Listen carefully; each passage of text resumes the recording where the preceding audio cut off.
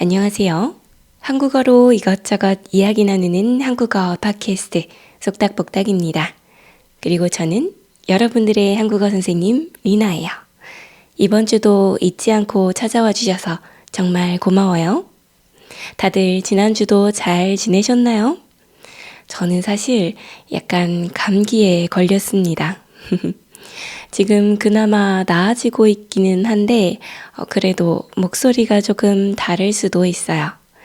저번에 만우절에서 얘기한 것처럼 거짓말 아니고 이번에는 진짜로 감기에 걸리고 말았습니다.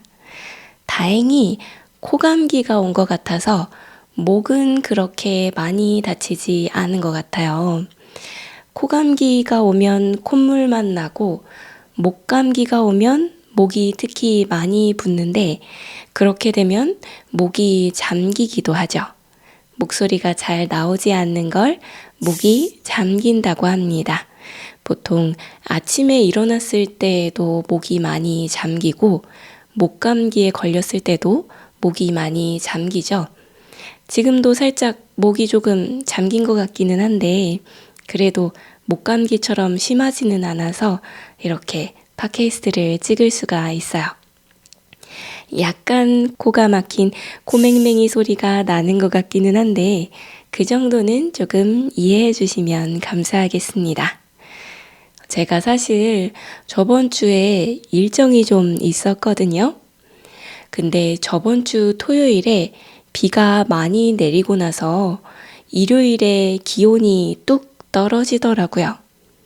근데 하필 그날 먼 곳에 약속이 있어서 아침 일찍부터 추운 날씨에 나갔다 오느라고 몸이 좀 안 좋아진 것 같아요.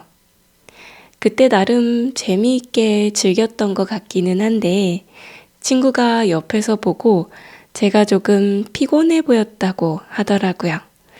그래서 친구에게 일정이 따로 있어서 그냥 빨리 그곳에서 나오게 됐습니다. 그때는 조금 아쉽다고 생각했는데 이렇게 나오기를 잘했다는 생각이 들더라고요.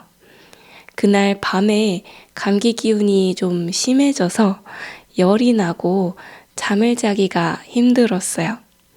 근데 그래도 그날 빨리 와서 집에서 쉰 덕분에 빨리 회복이 돼서 이렇게 팟캐스트도 찍을 수 있게 됐어요.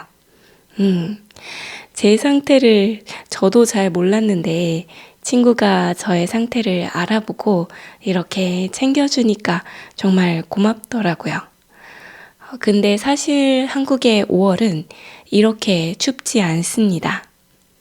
지금도 그렇게까지 추운 건 아니지만 봄 날씨 치고는 굉장히 쌀쌀해요.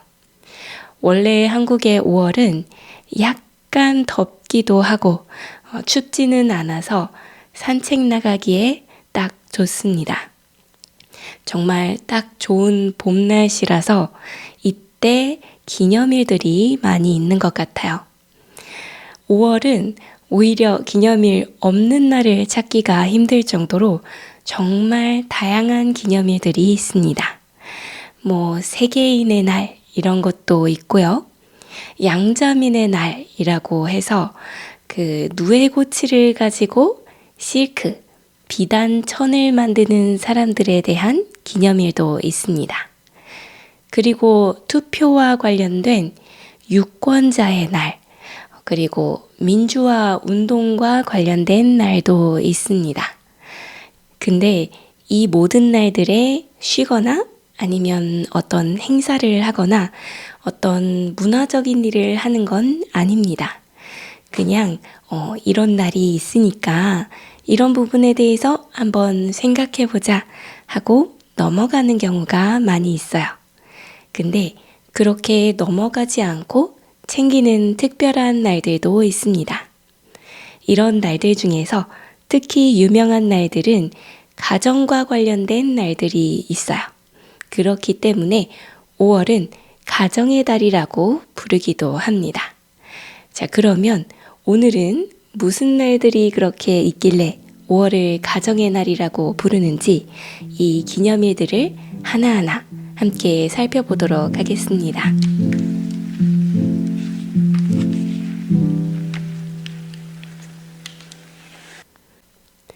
한국의 5월에는 정말 다양한 기념일들이 있어요.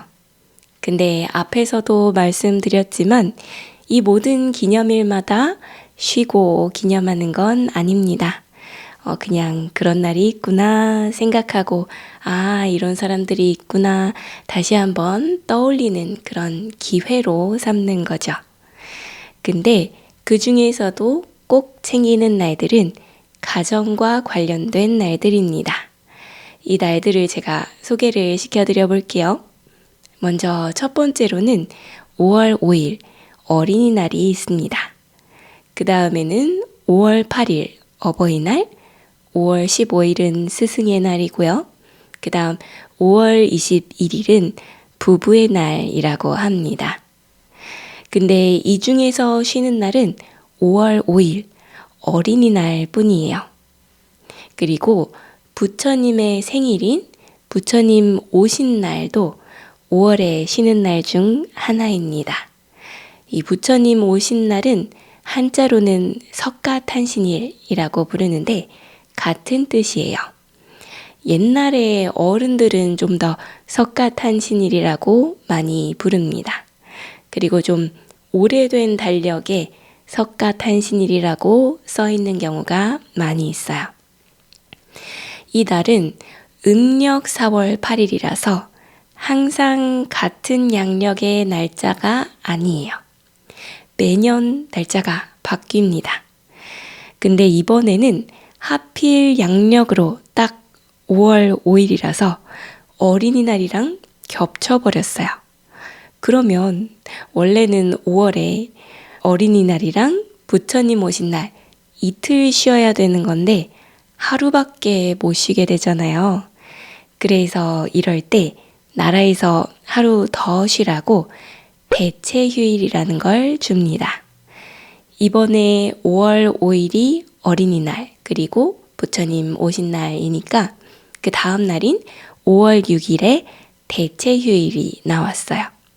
그래서 5월 5일, 5월 6일 이렇게 5월에 추가로 쉬게 되었습니다.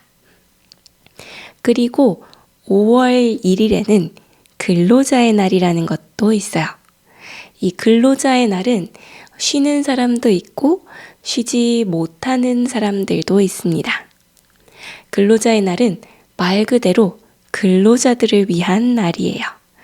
그래서 근로자들이 월급을 받고 하루 쉽니다. 이런 걸 유급휴가라고 하죠. 근로자들이 유급휴가를 받을 수 있는 날입니다. 근데 그러면 어떤 사람들이 쉬지 못한다는 걸까요? 말 그대로 근로자가 아닌 사람들이 쉬지 못합니다. 근로자라는 건 어떤 회사, 사업 같은 데에 들어가서 일하는 사람들이에요. 근데 근로자 같아 보이지만 근로자가 아닌 사람들도 있습니다. 예를 들면 택배기사님, 운전기사님, 학원 강사님, 네일 아티스트, 미용사 이런 분들은 근로자가 아니라고 합니다. 언뜻 보면 어떻게 보면 근로자가 맞는 것 같거든요. 예를 들면 학원 강사님은 학원에 취업을 해서 거기서 일하는 것 같고 그리고 미용사분들은 그 미용실 거기에 들어가서 일하는 것 같잖아요. 그러니까 근로자같이 보일 수가 있는데 사실은 근로자가 아니라고 합니다. 근로자가 아니고 개인적으로 사업을 내서 내가 개인적으로 일을 해서 그 가게 사람들이랑 계약 같은 걸 해서 거기에 잠깐 들어가서 일하는 거래요. 그러니까 근로자가 아니라 프리랜서 같은 거라고 합니다. 그렇기 때문에 근로자의 날에 쉴 수는 없다고 해요. 물론 내가 쉬고 싶으면 쉴 수도 있겠지만 그럴 때에는 마치 가게 사장님이 가게 문을 안 열면 손님들이 안 오고 돈을 벌 수 없는 것처럼 그날 내가 그냥 쉬고 일을 안 하면 유급 휴가를 받을 수 있는 건 아니라는 거예요. 그래서 안타깝게도 이런 사람들은 근로자의 날에 쉴 수가 없습니다.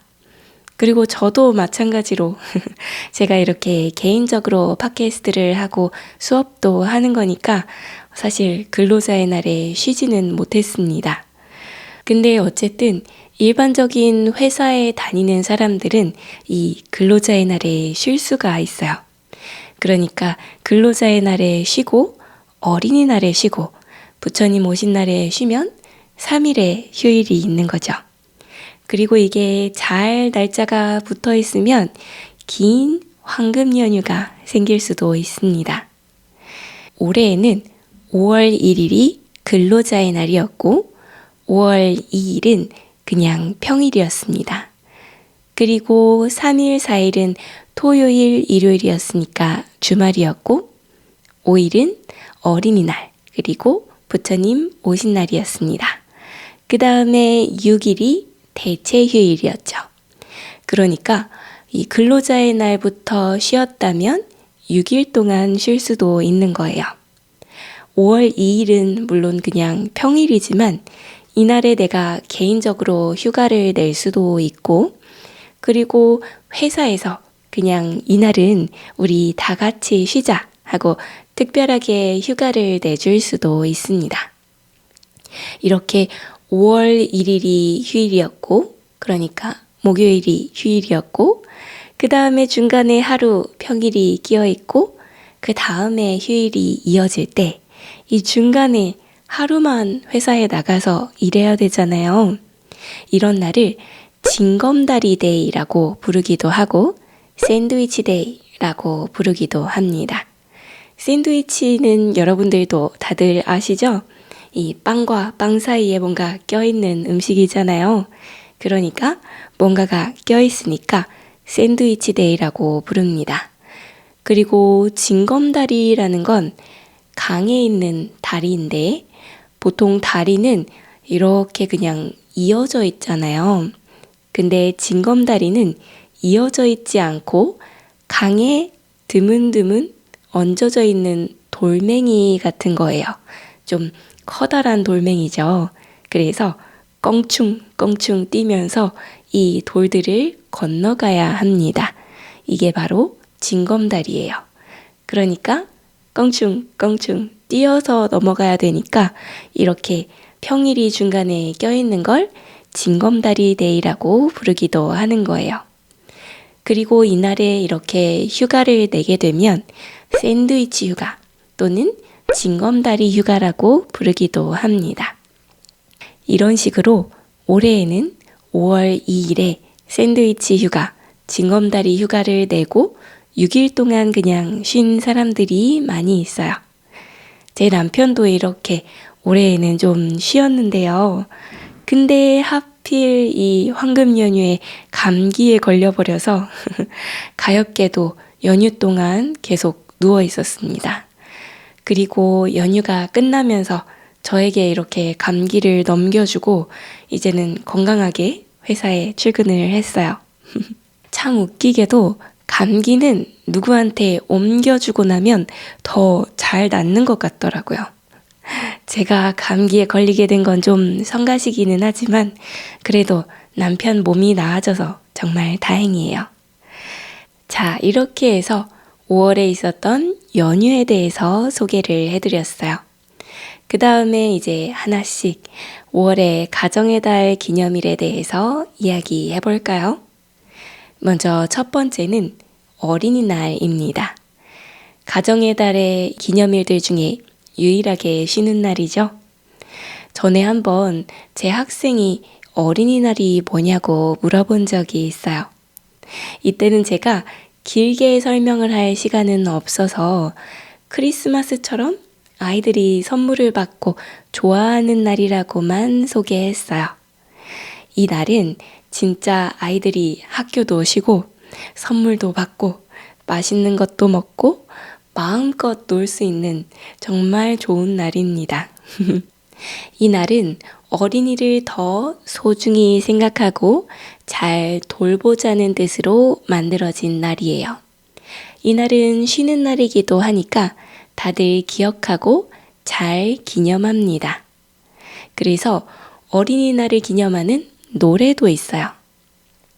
5월은 푸르구나 우리들은 잘한다 오늘은 어린이날 우리들 세상.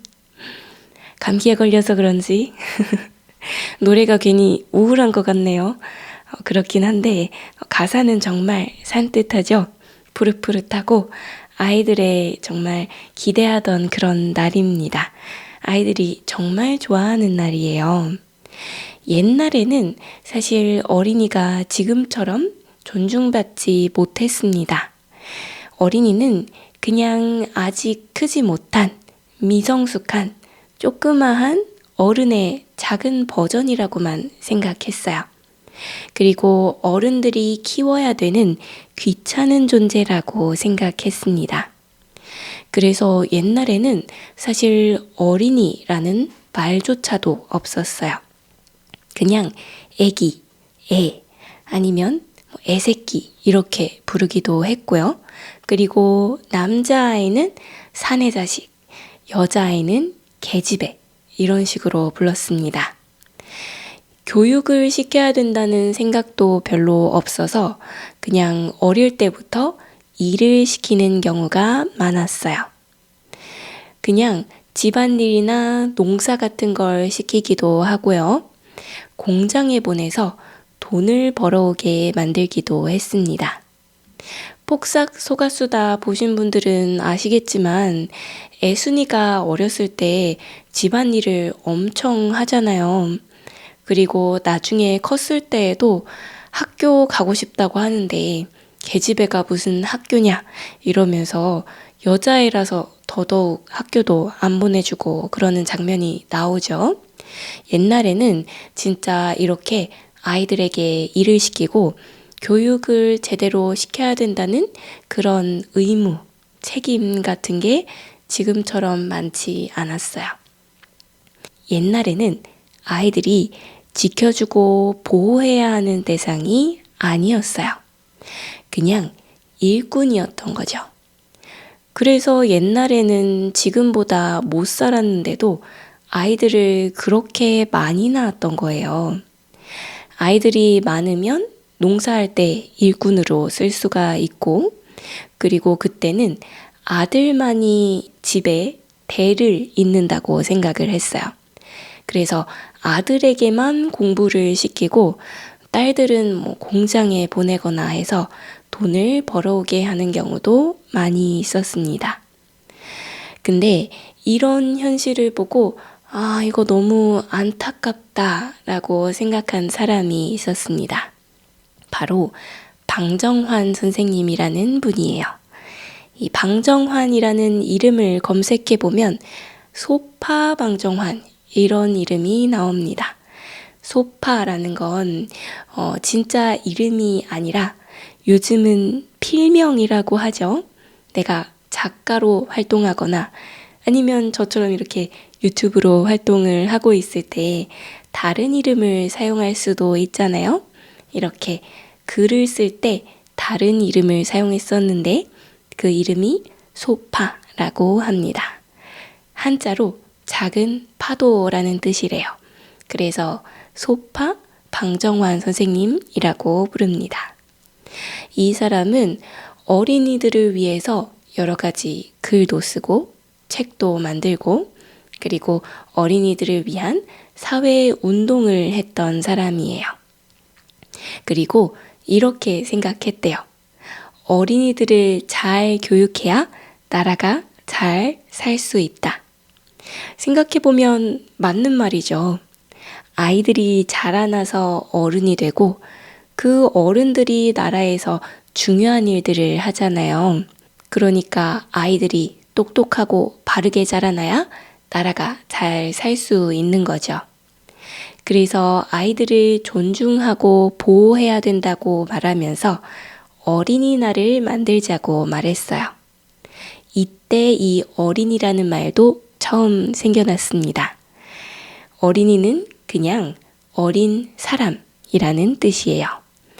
젊은이, 늙은이, 잘난이 이런 식으로 형용사 뒤에다가 어떤 이라는 말을 붙이면 어떤 사람이라는 뜻이 됩니다. 원래는 아까 말씀드린 대로 애, 자식, 애새끼 이런 말들을 사용을 했었는데 이 다음부터 어린이라고 부를 수 있게 된 거예요. 처음에는 방정환 선생님과 8명 정도의 어린이들만 모여서 이 날을 기념했다고 해요. 어린이들을 욕하거나 때리지 말라는 글을 적어서 어른들에게 나눠줬대요. 그리고 어른들에게 어린이들이 바라는 10가지를 적어서 나눠주기도 했대요. 이 내용들을 보면요. 이발이나 목욕을 때에 맞게 잘 시켜주세요. 그리고 산책과 소풍을 가끔 시켜주세요. 이런 내용들이 써져 있어요. 이런 것들은 간단하고 당연한 것들인데 이런 것들도 옛날에 어린이들은 잘 받지 못했던 거예요. 그러니까 그때 아이들은 얼마나 힘들었을까요? 지금은 이렇게나 당연한 일들인데 말이죠. 나중에는 이 행사가 점점 커져서 나라에서도 기념하게 됐습니다. 원래는 이 어린이날이 5월이 시작하는 5월 1일이었습니다. 근데 이날은 무슨 날이죠? 노동자의 날이죠. 세계적으로도 세계 노동절이라고 합니다. 그래서 이 날과 겹치기 때문에 5월 5일로 나중에 바꿨다고 해요. 그래서 한국에서는 매년 5월 5일 어린이날에 다 같이 쉬고 다 같이 아이들과 함께 기념합니다. 아이가 있는 집은 동물원이나 박물관, 키즈카페 같은 곳에 놀러 가기도 하고 그냥 아이들이 먹고 싶어 했던 좋아하는 그런 음식을 먹기도 하고 아이들이 받고 싶다고 했던 선물을 사주기도 합니다. 그리고 이 어린이날이 지나가고 나면요. 금방 5월 8일 어버이날이 찾아옵니다. 어버이날은 미국의 어머니의 날이 넘어온 거라고 하더라고요. 처음에는 말 그대로 어머니의 날이었는데 아버지들이 이걸 듣고 불평을 했다고 합니다. 그래서 이제는 어머니와 아버지를 합쳐서 어버이날을 기념하고 있어요. 엄마, 아빠는 합쳐서 부모님이라고 하죠. 근데 사실 부모님의 한국 옛날 고유 말은 어버이래요. 그래서 부모님 날 대신에 어버이날이라고 이름을 지었습니다. 듣고 보면 어버이날이라는 말이 제 생각에는 좀 더 예쁜 것 같아요. 부모님의 날보다 어버이날이라는 말이 뭔가 이 말의 울림이 더 좋은 것 같아요. 이런 걸 어감이 좋다고 하죠. 어감이 좋고 좀 더 정겹고 따뜻하고 옛날부터 있었던 역사가 깊은 그런 기념일 같은 기분이 드니까 어버이날이라는 이름이 참 좋은 것 같습니다. 자, 이런 어버이날은 아쉽게도 쉬는 날은 아니에요. 그냥 자녀들이 부모님에게 감사한 마음을 표현하는 날입니다. 어버이날을 대표하는 꽃은 카네이션이에요. 한국만 그런 게 아니라 다른 나라들도 이런 곳이 많이 있을 것 같아요. 그래서 어버이날에는 카네이션을 준비해서 부모님에게 선물을 합니다. 그냥 카네이션 꽃다발 이런 걸 선물을 하거나 카네이션 화분을 선물하기도 하고요. 아니면 종이나 리본 같은 걸로 만든 카네이션 꽃 브로치 같은 걸 선물하기도 합니다.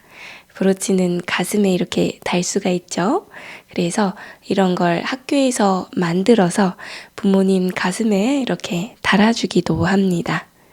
저도 어릴 때 학교에서 이런 카네이션 꽃을 만들어서 부모님 가슴에 달아줬던 기억이 나요. 보통 핑킹 가위라고 해서 이렇게 삐쭉빼쭉 모양이 나는 가위가 있는데 그걸로 모양을 내서 그 밑에 어버이날, 감사합니다.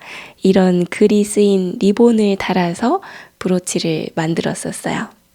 이런 걸 만들어서 부모님 가슴에 달아드리고 편지나 선물 같은 걸 준비하기도 했습니다. 물론 그때는 돈이 많지 않으니까 굉장히 조그마한 걸 준비했던 것 같아요. 엄마에게 귀여운 그림이 그려진 수첩을 선물했던 기억이 납니다. 그때는 당연히 어리니까 비싼 거는 못 사고 그렇게 간단한 거를 사게 되는데 그래도 나의 귀여운 아이가 뭔가를 골라서 선물을 해주면 부모님들은 다 기뻐할 것 같아요. 물론 그렇지 않은 특이한 부모님들도 있을 수도 있겠지만요. 자, 그 다음으로 이어지는 날은 5월 15일 스승의 날입니다. 스승이라는 건 좀 딱딱한 옛날 말인데 요즘은 그냥 선생님이라고 부르죠. 그러니까 그냥 나를 가르쳐준 선생님들에게 감사하는 날입니다.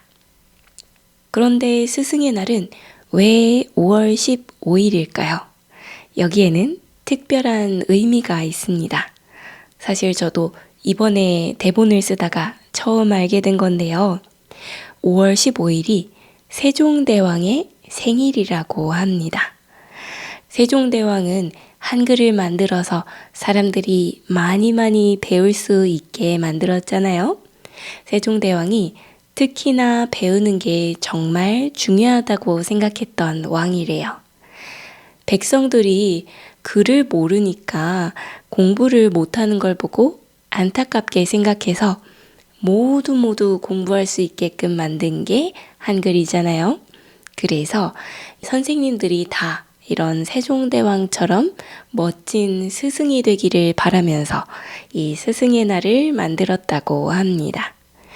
이날은 보통 수업을 짧게 하고 선생님들에게 꽃을 만들어서 달아드리는 행사를 많이 해요.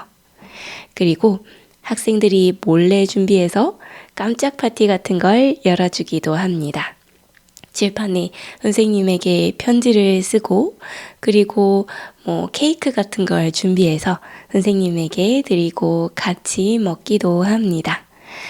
예전에는 학생들이 선생님들에게 선물을 주는 경우가 많이 있었는데요. 요즘은 그런 문화가 거의 사라졌습니다. 왜냐하면 스승의 날에 선물을 주는 문화가 지나치게 심해져서 문제가 된 적이 있었기 때문이에요. 이게 어떻게 문제가 되었냐고요? 감사의 마음에서 그냥 선물을 소소하게 주는 사람들도 있었지만 어떤 사람들은 좋은 점수를 달라고 선물을 주기도 했어요.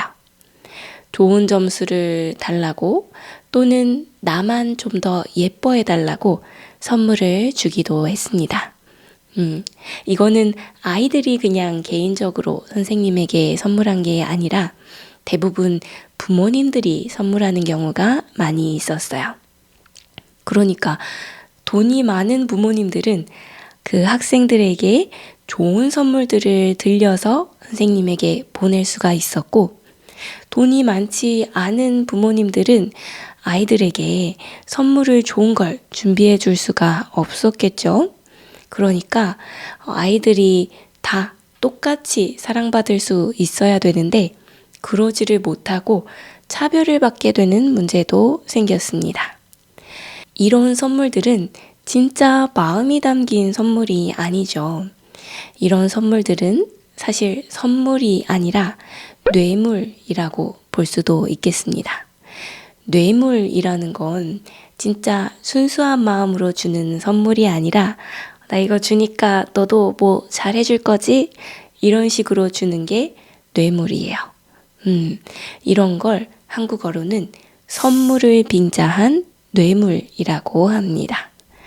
여기서 빙자하다라는 말의 뜻은 겉으로는 좋은 뜻인 것처럼 좋은 의미인 것처럼 포장을 했지만 사실 그 속에는 다른 나쁜 목적이 있는 거예요. 이런 걸 꿍꿍이라고 하기도 하죠.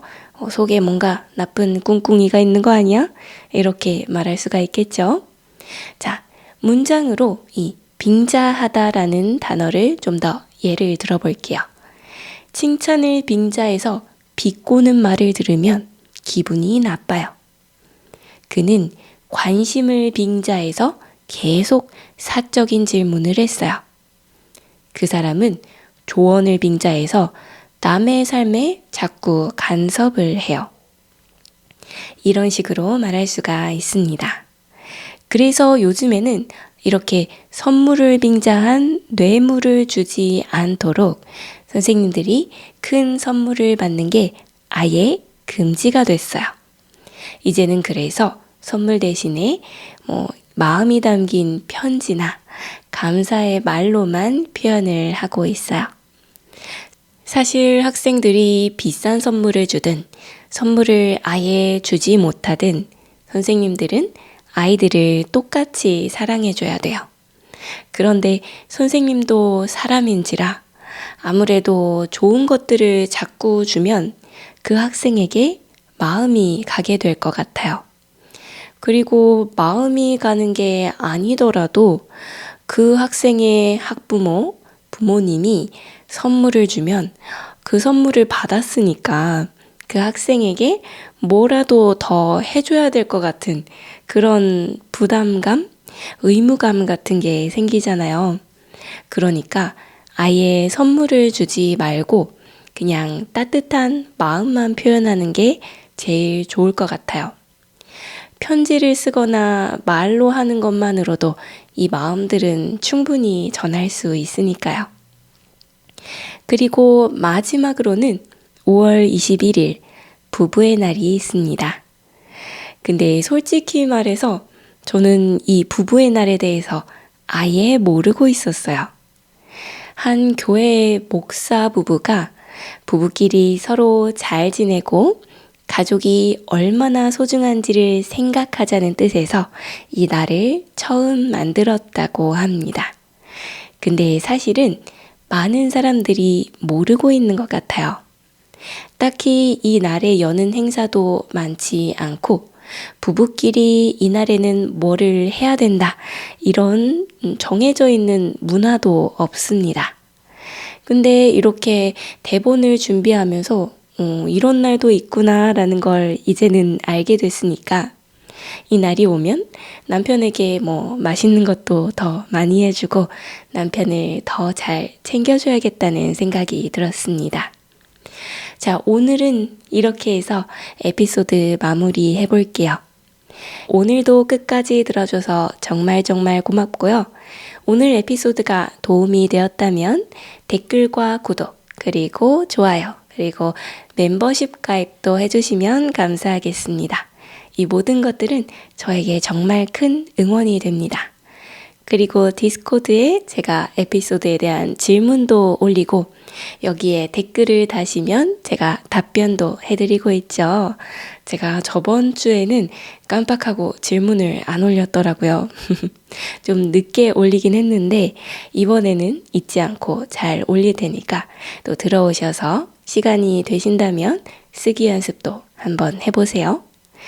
그리고 저와 함께 한국어 공부를 조금 더 하고 싶은 분들은 제 홈페이지에서 수업을 예약할 수 있습니다. 이 모든 링크들은 아래에 있는 설명란에 있으니까요.